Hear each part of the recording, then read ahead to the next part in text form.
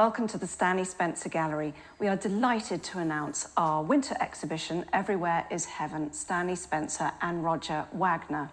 This is our first collaboration with a contemporary artist, and we are delighted to be working with Roger because his paintings have a real resonance with Stanley Spencer's own work. Here we are, standing in front of Roger's iconic work, The Harvest is the End of the World and the Angels are Reapers. For me, it is a real visionary work. What would you say to that, Roger?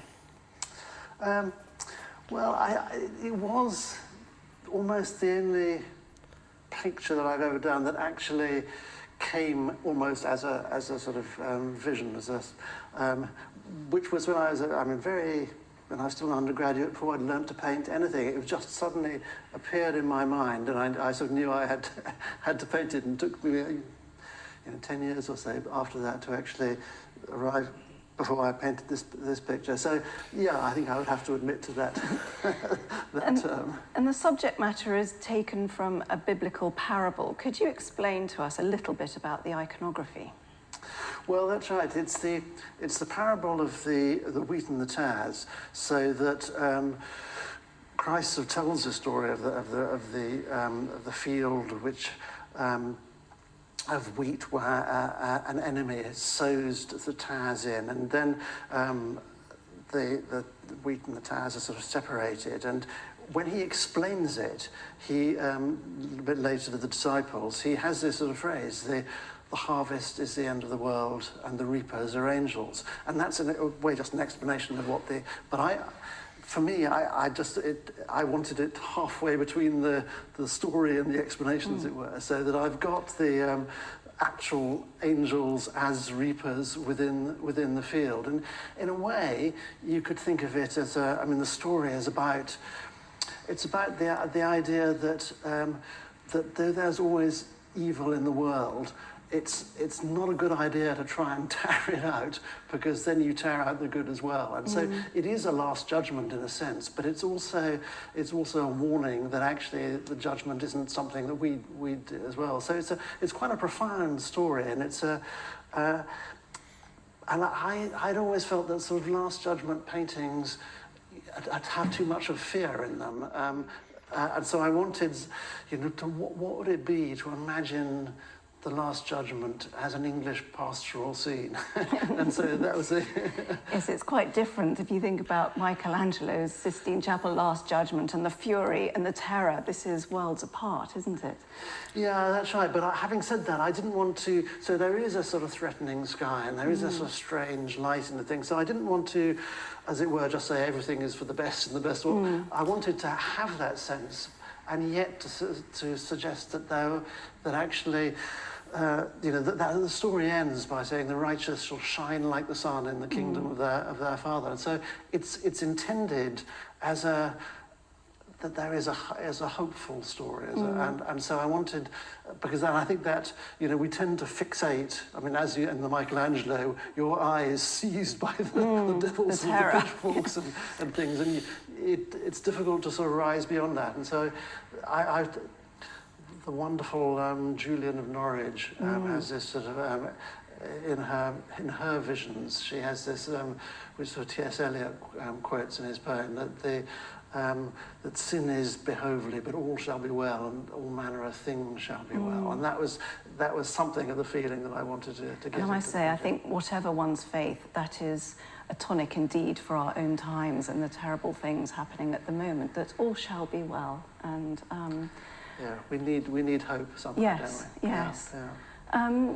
I think one of the similarities you share with Spencer is the inspiration you draw from place. Stanley was deeply inspired by Cookham, emotionally, physically, and spiritually. And I think for you, Suffolk holds a similar place in your heart. And I believe that this painting was set in the Suffolk landscape. Yeah, no, absolutely. London, between London and Suffolk are the two places that I was sort of brought up, but they're in just beyond the maltings at Snape, going up to Orford. There's a little road which I'd ever since I was very small, I just loved. You saw the River Ald in the distance, and they had these. Then they had these wonderful rolling sort of fields of great sort of chest-high wheat, and almost the first painting I ever did, I was sort of. I asked if I could sort of. I had a little paint box, and I was sort of set down and I tried to paint that tree. One afternoon, I was just left there, and when my parents came to pick me up, I'd completely failed to capture anything of what I'd sort of seen there. But somehow, the knowledge that there was something that I wanted. So I went on painting that, and this was 20 years later that I finally got a little of what I'd. So yeah, place has always been very. So that was one particular place, and actually I've done, I don't know, hundreds of versions of that particular tree. But also, I mean, the picture just next to it over there of the Thames by Battersea Power Station. Again, where I sort of grew up in Chelsea, and that was for me a very sort of haunting place as well. So, and that painting was inspired by a poem by a Victorian poet, wasn't it? Yes, the extraordinary Francis Thompson, who was actually, I mean, he had become at that stage a sort of drug addict. And he was homeless, wasn't he? He was homeless. Yes. He was living rough on the embankment. And I mean, he wrote the poem so many years later, kind of recalling that. And it has this wonderful sort of lines about seeing sort of Jacob's ladder pitched betwixt heaven and Charing Cross, and then he says, and see Christ walking on the water. Not of Gennesaret, but Thames. And you can sort of see that, in that sort of situation that he was, because he was a sort of strong sort of Catholic and never kind of lost that sort of. But yeah, and so that was at the back of my mind when I was sort of painting this. Talking of Jacob's ladder and this sort of transition from earth to heaven, I feel trees perform perhaps a similar function in your paintings here, and also in your study for the flowering tree, a stained glass window you did for Iffley Church. And I think trees seem to have a huge symbolic value in that not only was Christ's cross made out of a tree, but they perform this sort of transubstantive experience in a way. I don't know if you'd agree with that. Yeah, no, I mean, it's extraordinary the way that trees just do go through not just sort of, Christian and sort of Jewish literature, but actually through the whole of sort of world literature. So when I did that picture of the flowering tree, which has got sort of Christ actually on a sort of flowering tree. It was again a picture that just sort of came to me as I was sort of playing around on a piece of paper. But someone came up when I did a talk about the thing once, and he said, obviously that's exaggeral. Of course, I had never thought of exaggeral at the time, but this is in the Norse mythology where Odin says, I was on the tree betwixt heaven and earth 3 long days. I didn't know that. Wow. Yes, no, it's extraordinary, but it has no connection at all with Christian mythology. And it says, myself sacrificed to myself. It's a most extraordinary sort of poem. But you could find these, in all kinds of mythologies as well. So yeah, it is. It's one of these kind of deeply embedded sort of images, which is very sort of fascinating to track. We have hung this painting next to Stanley Spencer's Last Supper, and I think there's a wonderful visual resonance between the two. The way these sheaves of wheat have been painted by you, and the folds in the disciples' cloth. I think there's a lovely visual resonance. But I think also the way Stanley situates biblical happenings in his own neighbourhood is a lovely resonance between you both. Christ walking on water on the Thames and that sort of thing. And actually, it was very interesting you telling me earlier about how you painted the figures of the angels. I mean, Stanley wasn't really into life study so much. He was I think less painterly than you. When this painting arrived, I was really taken aback by the beauty of the impasto of the sheaves of wheat. Stanley was trained as a draftsman primarily. And I think it's very interesting to see the way you both treat paint in a very different way. And you told me a little bit about how you made these figures using models and using swan's feathers. Could you tell me a little bit about that? Yes, well, that's right. I was, this was the first big painting that I'd ever done. I mean, I'd actually seen Stanley's picture of when I was a student at the Royal Academy. So I can still remember it almost yesterday, sort of coming up from the studios and going into the gallery and sort of seeing that. That was the first picture almost in the exhibition, and being really struck by it. But this painting, yes, I didn't know how to, how I was going to make these sort of figures. The landscape I was very familiar with, but the figures, I had to work out how to do that and how the shadows would fall and this thing. So my father had actually been a vintner, so he'd come to Cookham to these swan uppings, and he always came back with swan's feathers, which he'd give to us as children. So I had a whole collection of these, and so I made these sort of figures, some with plasticine, some with sort of wooden figures, and put the swan's feathers in, and then sort of shone a light on them. I made this whole little sort of setup in my sort of studio to see, and I actually managed to. There was a wonderful hardware shop in Oxford which had made its own scythes. So I actually borrowed they lent me a scythe, and I remember sort of bicycling back with a sort of scythe on my shoulder, looking like death on a bicycle. But, so it was a huge sort of learning experience doing this picture, and terrific fun actually. I really enjoyed it. One of the highlights of the exhibition is a loan from the Fitzwilliam Museum, Stanley Spencer's John Donne arriving in heaven. And Spencer's words about that painting have informed our choice of title, because he spoke about these figures in the painting looking, north, south, east, west. And he said, everywhere is heaven, so to speak. And I believe you both share a love of John Donne and metaphysical poetry. Although I think perhaps your understanding of John Donne is probably more sophisticated than Stanley's. I don't know. I think he was actually, remarkably well-read. My teacher at the Academy, Jane Greenham, remember sort of coming here to Cookham and being shown around by sort of Spencer, and just being astonished actually that he wasn't. Whenever people sort of presented him this sort of slightly naive figure, she said, not at all. He was actually very, very intelligent, but I loved Donne, but also George Herbert, who was obviously a great friend of Donne, and Donne very much encouraged him. And Herbert has a very similar phrase to the one that sort of Spencer used, where in his wonderful poem Prayer, he talks about prayer as being man well-dressed and heaven in ordinary. and it's partly, yes, you say everywhere is heaven, but you could also say that it's this places actually where earth and heaven sort of meet, that actually in the most sort of mundane, unexpected things, suddenly you can see the universe in a grain of sand, as it were.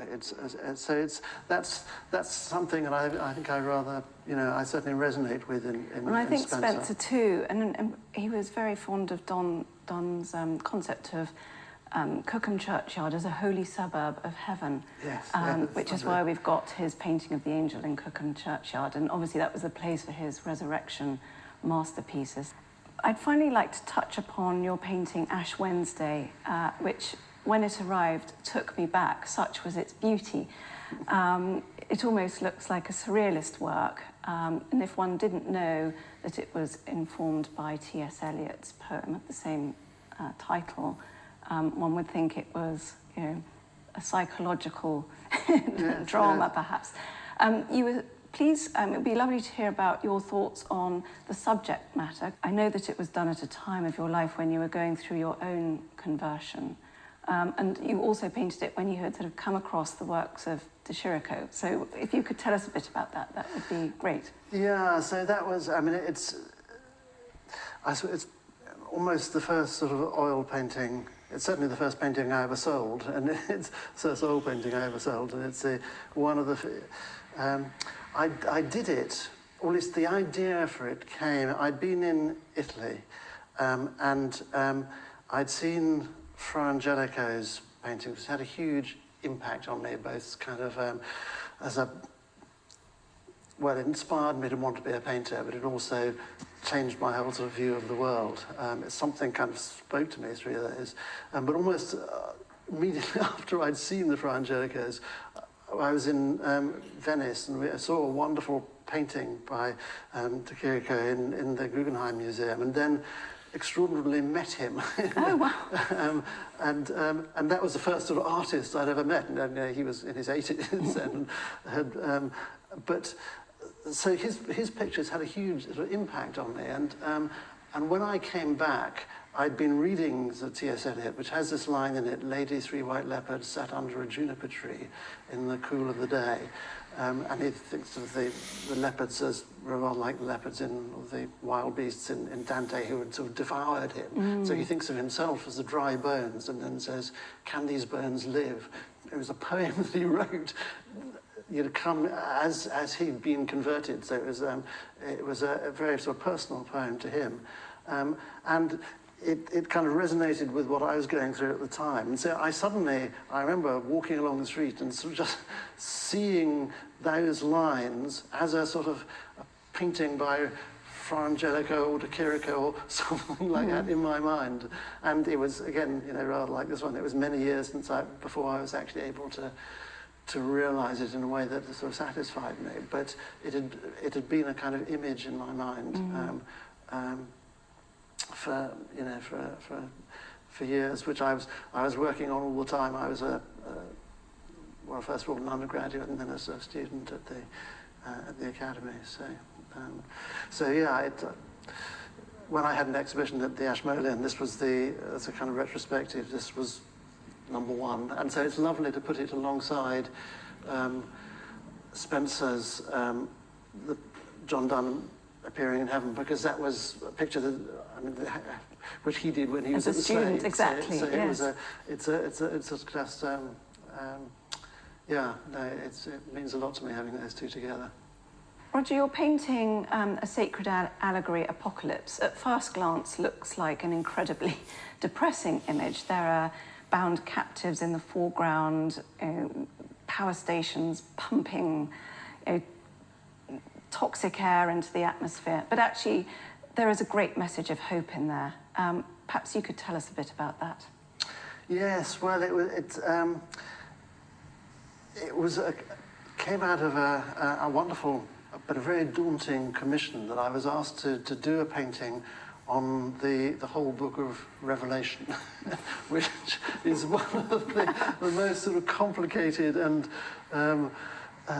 strange books in the whole of the Bible, and so it took me a year to think if I could actually do it. But eventually, I came up with this, or I came up is the wrong word. This picture emerged somehow, and what I felt about it was that I needed not to try and do a literal thing of the Book of Revelation, but to use the same poetic imagery that the book used itself. And that book comes out of a time of real sort of horror when Christian communities were being persecuted and people were being killed, and horrible things were happening in the Roman Empire. And these tiny sort of small were trying to cope with that. And so this strange imagery comes out of all that. And so, but it ends up with all the sort of violence and horror, it ends up with an image of hope in the end, of the new Jerusalem coming down out of heaven. And that's something that people have tried to represent rather literally, and has never, I felt, really quite worked. But I had this, I remember going past, it was actually the Port Talbot steelworks, which is in front of a great body of water, and seeing this kind of great city of towers and chimneys reflected in the water. And I suddenly thought, perhaps you could use that image of, because Babylon the Great is the other great image in Revelation of all the kind of Roman Empire. You could have the one image, and then reflected, you could have the New Jerusalem, so that's really that was the basis of this. And then in the foreground you've got the sort of bound captives, and then you have the other two images that come in Revelation are the lion and the lamb. And so in the foreground I've got the lion, who is the same character. So then the slain lamb, which is the idea that actually evil is not defeated by evil, it's defeated by good. And so you have the powerless lamb who is actually changing everything. And so then the idea is that the captives who you see in the foreground then reappear in the background, kind of in this sort of angelic dance.